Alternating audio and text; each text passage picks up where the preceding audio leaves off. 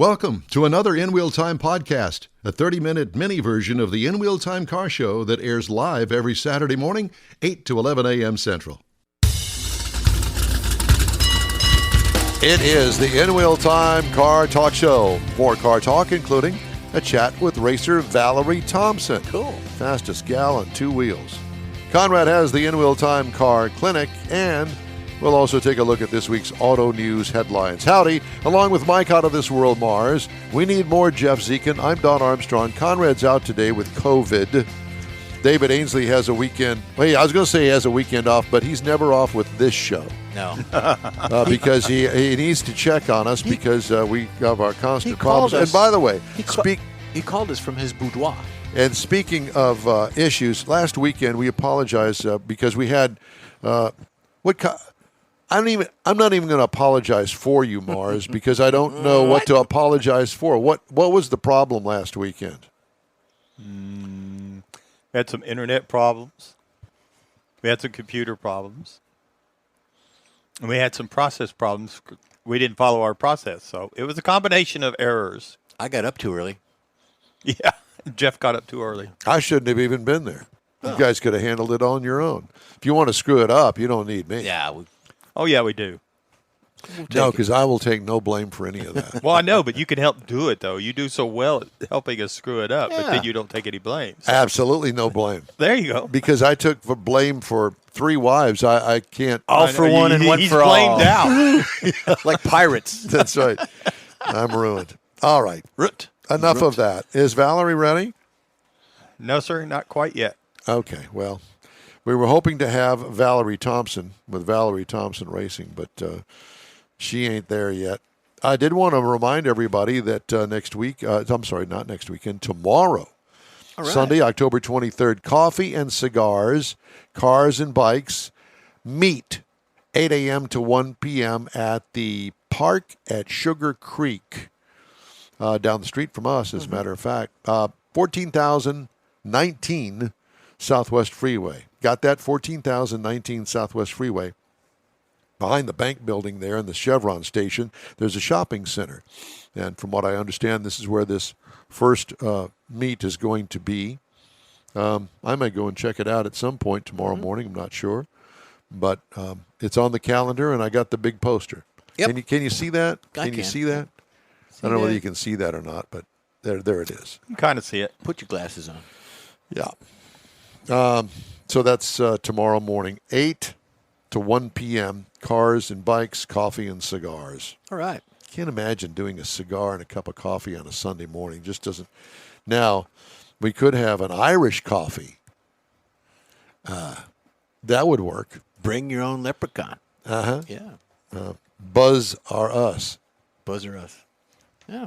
So do you bring your own cigars or? I guess you do. I don't know. Okay. Maybe they got cigars for sale there. There is or samples. There is let's see, EBD Embedo Coffee and Smoke Ring Sugarland fine cigars established in 2000. Oh, there is a cigar shop not far there. It's over by the Whole Foods, I believe. Well, there you go. Very far that must be it. I think Smoke there might Ring. be one in the mall, in the town center. Town center. Okay. There's a cigar place in there. Couldn't tell you. They're probably all affiliated. Very good. Well, there used to be one over there in Town Center, a place that you'd go and smoke cigars, but that's gone now. Right, but I think there's a shop of just a retail shop. I think to sell cigars. And it's not far from the Vino and Vinyl and Vino. Yeah, no, that's not down there. the street from there. Yeah, I don't think that's there anymore. Okay. Disregard. Okay. Michigan. Yeah, it's the mitten state. I don't know what it is about Carvana that just irritates me. Irks you, does it? Well, it just irritates me. I just cannot imagine. Of course, I have always been a car guy, and I cannot imagine going to a car vending machine to pick up a used car. And the amount of money that this company spent on this vending machine, To construct something like that. Well, and that means to me that they're making so much money that they can afford to buy how much did that thing cost? $100,000, $200,000? Yeah. I don't know.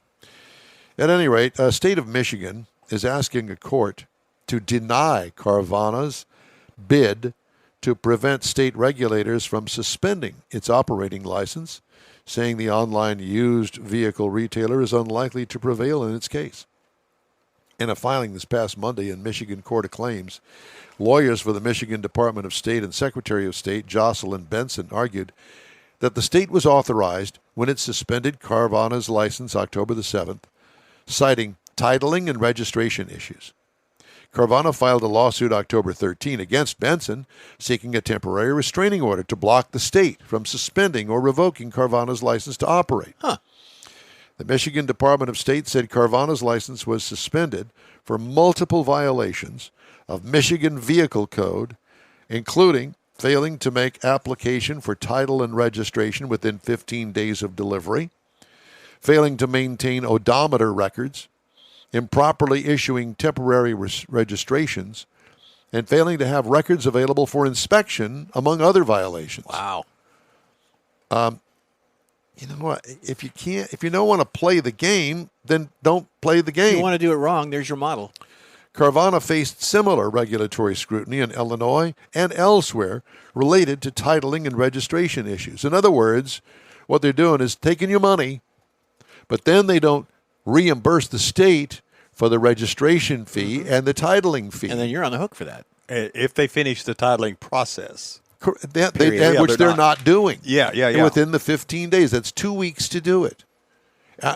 And so what they're doing is they're pocketing the money to build vending machines, I guess. But that's a common thread when a dealership does go hanky, so to speak, that it's always a titling issue. Well, a lot of that, some of that's, okay, we're going to take your money and we're going to put it in the bank and we're going to draw interest off of it and we're going to do it at the last minute, send it over.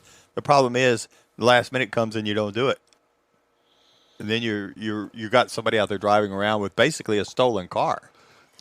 Well, according to the state, it's stolen. Yes. You've paid your money. Well, I understand. And but you can't prove it, though. Explain that to that officer that pulled you over.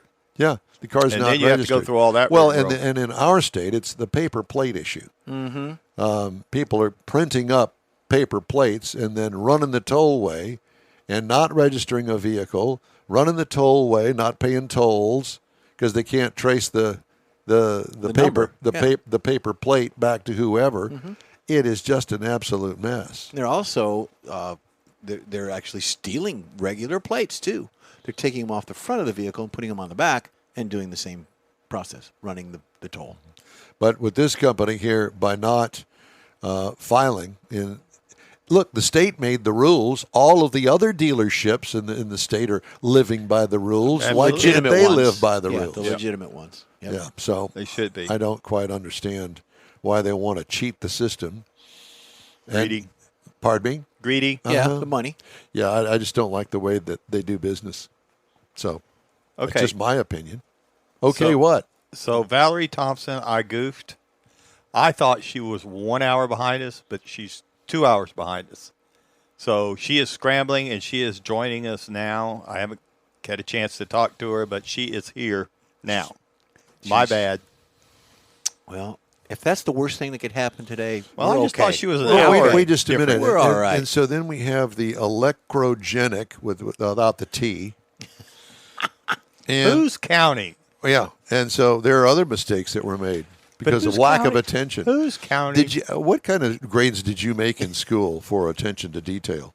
I didn't keep the report cards, I can assure you. Well, I'm sure that you didn't. So what were the grades on them that you were so embarrassed I have about? no idea. You know how long ago that was? It was almost as long ago as yours. Remember what happened before we started the show when we got here? He changed the labeling on these two recorders, and he did it in such a fashion. I made the comment, you used to change your grades on your report card, and you said yes. There you go. All right, she's here. I can hear her. Okay, well, very good. Valerie. I was listening to you guys talk and chat about me. Valerie, we're sorry that, we were actually, this is really kind of about Mars and screwing it up. And apparently he did with you, and it's 2 hours behind. So I assume that you're going to be on the left coast somewhere over there in the Western time zone. Arizona, we don't switch times, so it's a little tricky sometimes. Oh, You're in Arizona. Well, that makes you closer to Bonneville, beautiful doesn't state. Beautiful state.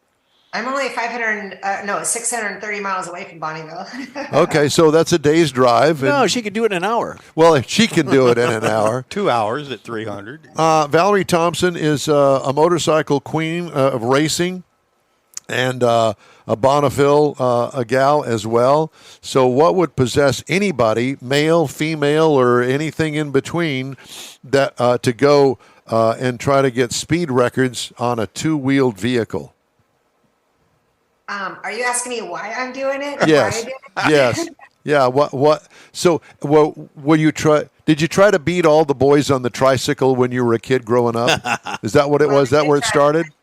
I did try with my three-wheeler and my roller skates. Right. And so apparently that's something that you've brought with you through the years, and now it's manifested into probably a very expensive venture to get on Bonneville and go fast.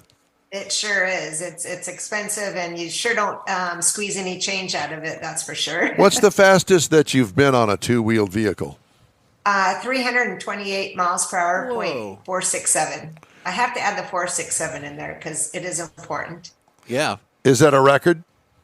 It is a record in Australia where I set it, and yeah. So Yeah.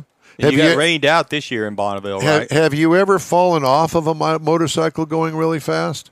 well, I did have a little slight accident at the Australian Lake Gardner event where I did crash the motorcycle streamliner, which was the Bub 7. I crashed that at 363 miles per hour and got to walk away and live and talk to you about it. Wow.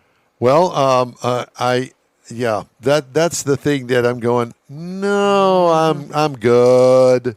But you obviously are pushing the edge, and you're a very brave female that I'm going, wow. Well, she's got a lot more than most guys or anybody that I know of. Yeah. Even in a car going that fast. I can't even imagine. Well, I've converted from 2 wheels to 4 wheels, and I never thought I would convert to a 4-wheel vehicle, but I am, and I've been racing the Target 550 car Streamliner, which has 2 Dodge Hemi engines. It's 43 feet long, weighs about 9,000 pounds, and has just almost 5,000 horsepower. So, trying for the record on that as we did this year, but unfortunately, we got rained out, and the record on that is 470 miles per hour. And the world record to get like the World Guinness Book records would be 417 miles per hour. What possesses you to do this? It's always the quest to be faster, right? You always want to be fast. And once you're up there, and once you go 200, you really want more. You want more. You want 250, and then, okay, let's skip 250. Let's go right to 300 miles per hour. And I guess that's what happened to me. So I wanted to skip 350 and go right to 4, and I want to be done. Do you have a large team that supports you with this? We do have a very large team. It fluctuates from time to time, and we lost a lot of people from the COVID. So from the COVID era. And so we've got some new team members and some existing old team members that are still helping us. So it's much appreciative. And I have some Bub 7 motorcycle streamliner teammates that jumped on and started to work with our crew too. Now, Valerie, there's a thing called drag racing, and they go 328 miles an hour in 1,000 feet. Have you ever considered something like that? I already did that. I've been there, done that, dude. Sorry. Been there, done that. That was last year. Well, that's how I started. I really started drag racing down Scottsdale Road, where right off the street that I live off of, and nice. I was racing my Harley Davidson Fat Boy. I was told that I was out of control, take it to the racetrack, and a few months later I did, and I never left. And since then, I graduated from different motorcycles and racing for Harley Davidson dealership, local, and for a shop a private owned company. And so then I started getting into the NHRA Pro Stock motorcycle. So, my top speed on that was 190 and 7.04 seconds. So, yeah, I've done that. I Been there, actually tried it twice, but it didn't work out the second time. So that's why I chose to go into land speed racing. I was always in land speed racing, but I chose to wanted to go faster, and I wanted to be the world's fastest on a motorcycle. Are you period. doing this full time?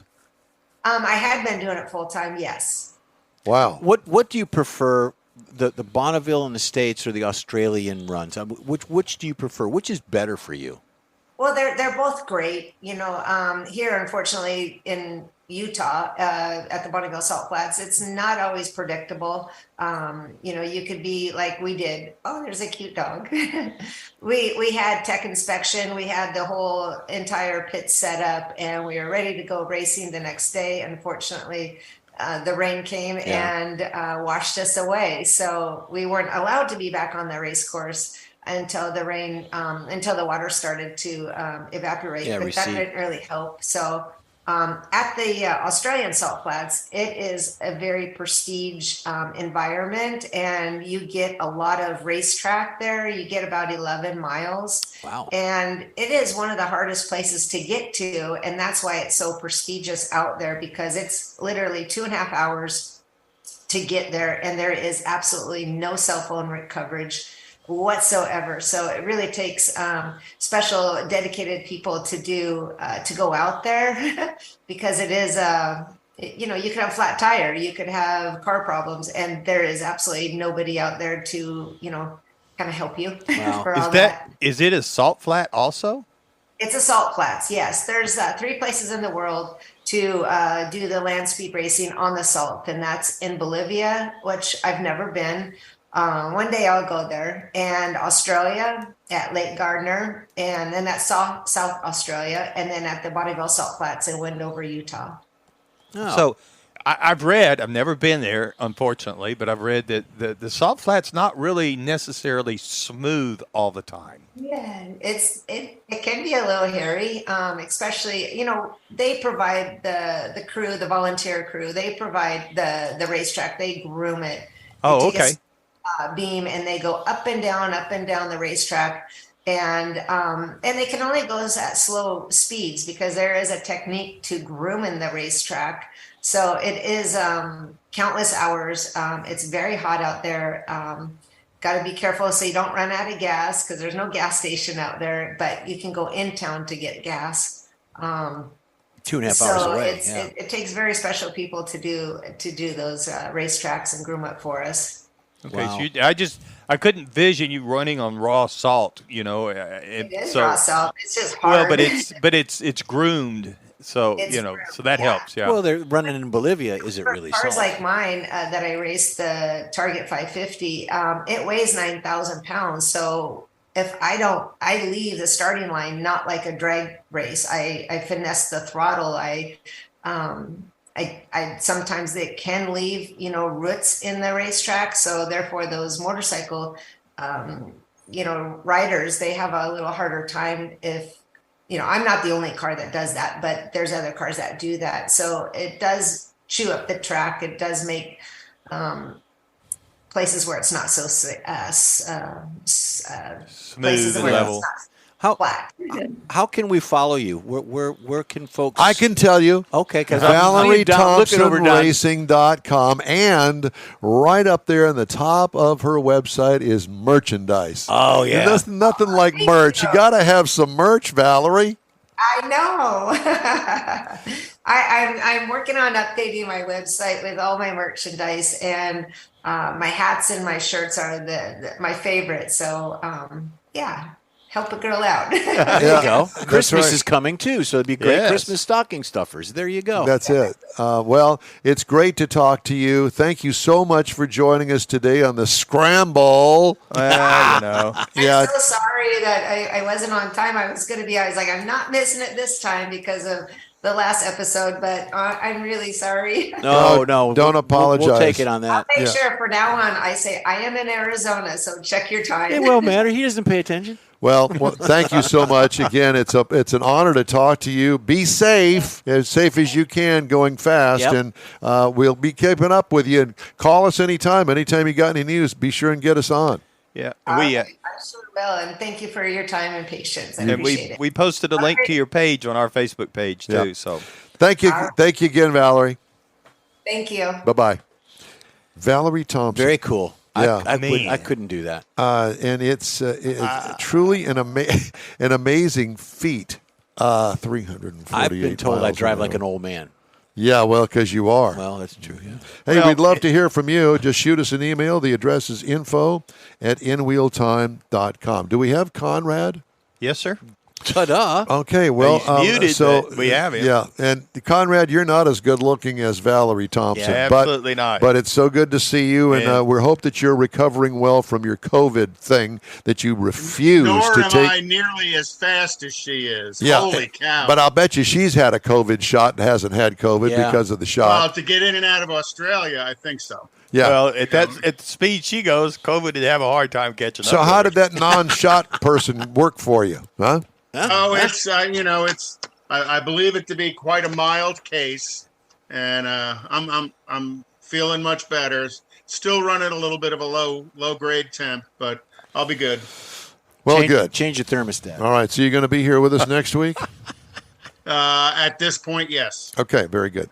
All right, time now for Konrad's Car Clinic, and I was thinking, well, Jeff's going to do it, but that's No. not Konrad. So let's just get Konrad on the Zoom.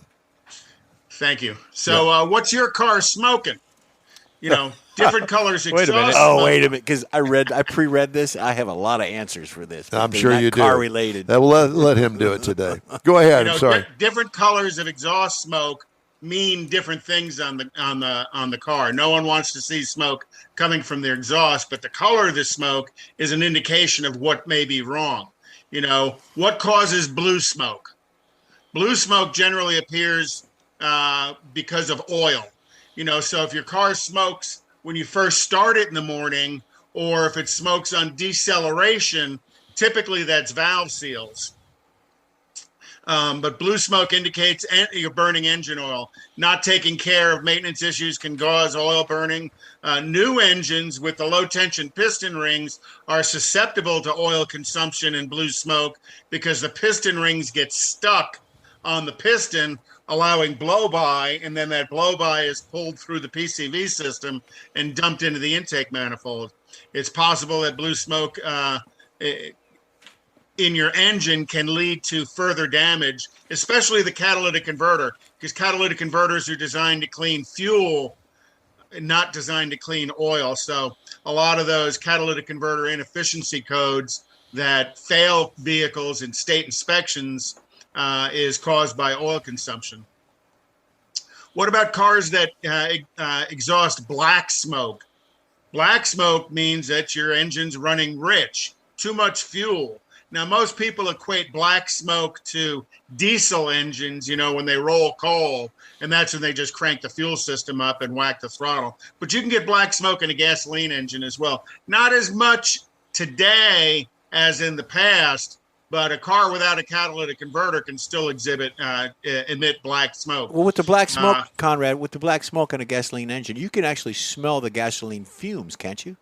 Exact, because it's caused by the sooting of the liquid gasoline in the exhaust stream. Right. The gas doesn't burn properly, Right. so it turns into a soot, and that's what comes out the exhaust. Whether you're running gas or diesel, you shouldn't see black smokes coming out your exhaust system. You really need to go get it looked at pretty quickly, again, for not just the fuel economy aspect of it, but the possible damage that can be caused on a gasoline engine, the damage to the catalytic converter. On a diesel engine, the damage to the particulate filter. Particulate filters get full, and when they do, you got to go into regeneration, and if it doesn't regenerate properly, it can lead to particulate filter replacement, which is extremely expensive, as is catalytic converter replacement. And some cars are very difficult to find catalytic converters for right now because of the theft issue that's going on. So what causes white smoke? White smoke is generally caused by water, coolant, something like that. Now, a lot of cars will emit a white smoke when you first start them in the morning. You'll see this kind of steam coming out the exhaust system, and that's not uncommon, and that's really not an issue. That typically is caused by the condensation that builds up inside your exhaust system. The same condensation that builds up on your windshield builds up in your exhaust system. So when you start your car in the morning and all that heat goes through, it turns all that condensate into steam, and that's what comes out the exhaust system. Yep. So seeing your car blow a little white smoke out for a couple of minutes is not unusual, but a steady stream of white smoke is unusual. And again, typically that means that you're burning coolant. You can go now. I'm sorry, I'm kind of an old school guy. A car that smokes, I will literally go out there with my hand and put my hand in the smoke and take a sniff of it. Now, you can smell the fuel, like Jeff said. You can smell the gasoline. You can actually smell the oil. Now, if you take a whiff of it and it smells sweet, that's coolant. Yeah. So highly probable you have an intake gasket leaking, coolant, or you've blown a head gasket. Yep. So again, that's something you need to get addressed relatively quick. Well, you can verify that also, Konrad, by just opening up the radiator cap to see if it's a milky color. Or through your collection reservoir? Yeah, if it's gone that bad, it's going to be expensive to fix. There are some things you could buy at the auto parts store that you pull the radiator cap off and you plug this in place. And it's called a block test. And what it does is it will indicate if there are exhaust gases in the coolant system itself. Wow. And even before the coolant turns bad because you're pumping a bunch of oil into the coolant, you can see the head gasket failure running a block test on it. So it's a good indication that you're pumping exhaust into the cooling system. And then finally, gray smoke. Now, gray smoke is a little different. Now, it's going to be more on an older car. Gray smoke, it's not black and it's not blue, but that gray smoke can be caused by your car ingesting transmission fluid. Older cars that had a vacuum modulator on the transmission to help with the shift, that vacuum modulator is what tells the transmission how hard you're on the gas or off the gas, and that helps the transmission shift properly. Well, in the old days, if the diaphragm would go bad, the vacuum modulator would suck transmission fluid into it and burn it through the engine, and that would come out as a gray smoke. So if your car is smoking steadily all the time, bring it in someplace and get it checked. Cool. So what's your car smoking? Hey, check it out if it is. Thank you, sir. We'll check back with you next hour. All right. Bye. Thank you. All right, time now for a quick break. You're on the In Wheel Time Car Talk Show. Stay with us. Starting to work on your Christmas calendar? Be sure to add the next Tailpipes and Tacos Cruise In Saturday, December 17th. You'll want to attend Tailpipes and Tacos Christmas Edition at the Loopy Tortilla in Katy, 8 to 11 a.m. It's the only place cruisers compete for Loopy's Chili Pepper trophies and other prizes. There's no charge to enter your vehicle for Best Hot Rod, Best Classic, or Best Modern Classic. Tailpipes and Tacos is Houston's coolest and most unique cruise-in and is your opportunity to see the best hot rods, show cars, classics, and resto mods. And get Loopy Tortilla breakfast tacos with adult beverages. There's no entry fee and cars will automatically compete for those much sought-after custom Loopy trophies and other prizes. It happens at the Loopy Tortilla Tex-Mex in Katy on the Grand Parkway at Kingsland Boulevard, just south of I-10. It's the Tailpipes and Tacos Christmas Edition, Saturday, December 17th. The In Wheel Time Car Talk Show will be there too. Celebrate the Christmas season with friends and family at Tailpipes and Tacos. Saturday morning, December 17th, 8 to 11. We'll see you then, weather permitting. Want to take a minute to tell you about Gulf Coast Auto Shield, a Houston detail company like no other. Gulf Coast Auto Shield offers paint correction services that'll give your car, truck, or SUV a like-new shine. Afterwards, you'll want to protect it with a professionally installed nano-ceramic coating or protection film. Worried about your very expensive windshield getting damaged, broken, or cracked? Let Gulf Coast Auto Shield install ExoShield, a windshield protection film.